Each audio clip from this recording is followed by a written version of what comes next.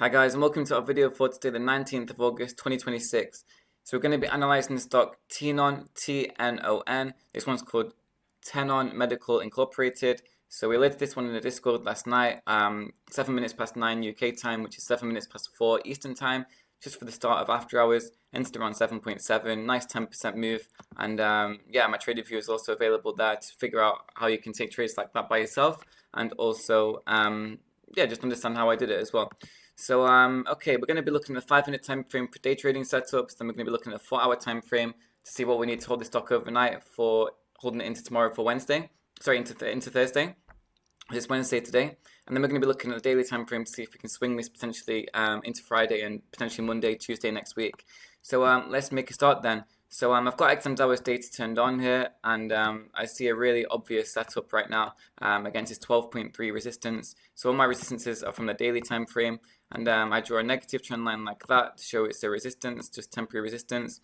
And then we're going to drag it a bit further, because what I'm going to do is also converge this into a falling wedge formation like that. So it's basically consolidating the falling wedge pattern, my favorite continuation pattern, which we've got a seminar on. Check out, link in the video description and the Twitter bio. And yeah, basically it's the most bullish continuation pattern known to the stock market, the falling wedge pattern, and it's my favorite as well. I'm basically consolidating this pattern between 10 and 12.3 also. I'm currently riding the ATMA, so that's the weakest indicator on the chart. So therefore, if it's riding the weakest indicator on the chart, it's the equivalent of riding and comfortably walking upon the weakest tightrope possible. And if it's super tight, if it's super weak tightrope, and you're walking amongst it, then you know it's even stronger tightrope is going to be even more safe, right? So it just shows the strength that this one is actually quite confident in, you know, producing its price action at a high level right now.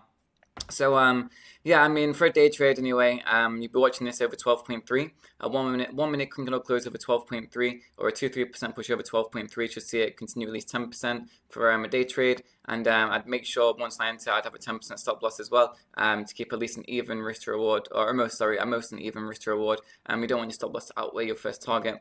However, though, an adverse effect looking at this, if it were to lose 9.5. I don't, yeah, if we were to, if we were to lose, let's call it 9.15. So, I see a bit of resistance and support around here. So, I'll be more clear when I turn my indicators off. So we've got 10 as a support level, right? But I think this one can easily come down from 10 and do a stop loss trade like towards 9.15, and still be intact in terms of a bullish structure. But I'm just going to move this down even further.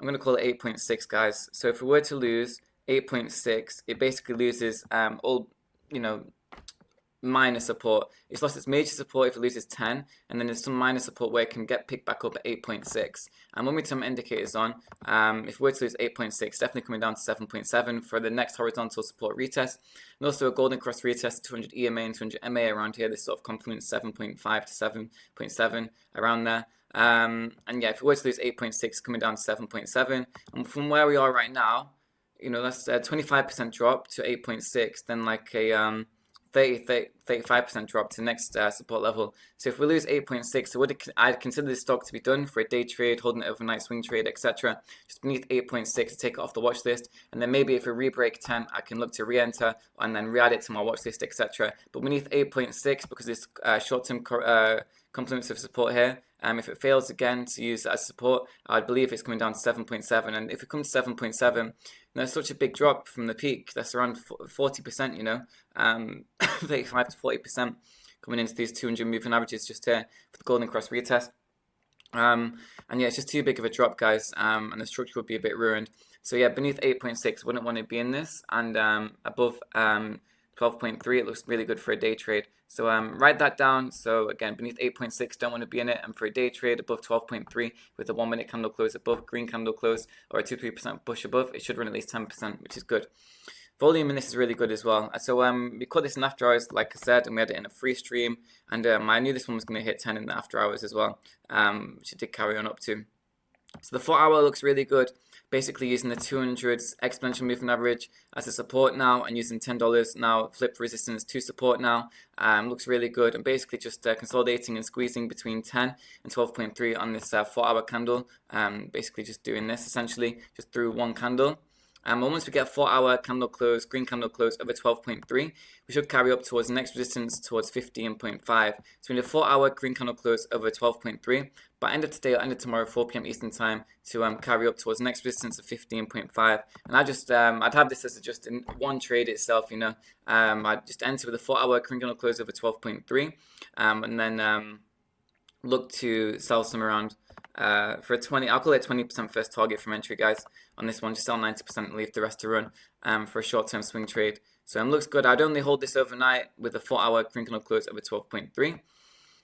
However, though, the daily actually overrides that thesis. If we were to get a daily green candle close over 12.3, I would be even better, and we should continue up towards the next resistance of 20. So that's with the daily candle close. Let's go one step at a time. Obviously, you're going to get the 4-hour candle close before the daily candle close, but a daily green candle close over 12.3 would be excellent, because it'd be a massive green candle like this. And it would also be engulfing the 12.3 resistance and the 60 EMA for a depth cross retest, and it's building upon the 60 EMA here, and then it should gap up towards the next resistance. As when you get past one moving average like this, you typically come to a next large resistance or the next moving average up here, but that's way too high, around 25, to consider as selling.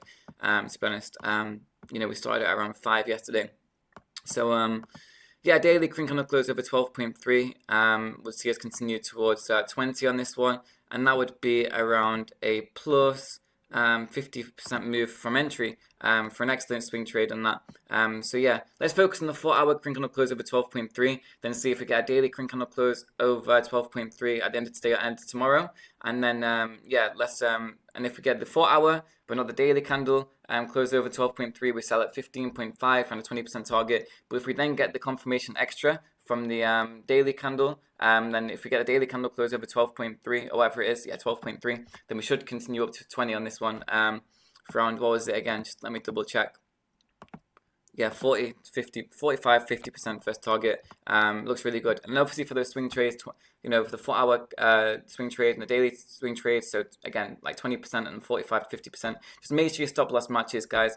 Don't go anything too tight, like have a 10% stop loss with a 20% first target, or a 50% first target and 10% stop loss. You're going to get stopped out probably. So just keep it even, you know, and how much to put in, just work out. So you want, you know, you don't want your stop loss to be more than 40% or 30%. Just work out what that is in terms of the maximum you can lose. So if it's $300, then work out what that risk equates to. Then you put the money into the stock. So that's how it works for a swing trade. And again, the day trade, looking at this for a 10% move above 12.3. It looks really good in this one. Loads of volume, holding up in pre-market from last night's session, after hours. Looks really good, guys. I'm looking forward to trading this one. So again, for more, check us out. Link in the video description and the Twitter bio. Thanks, and catch you all later.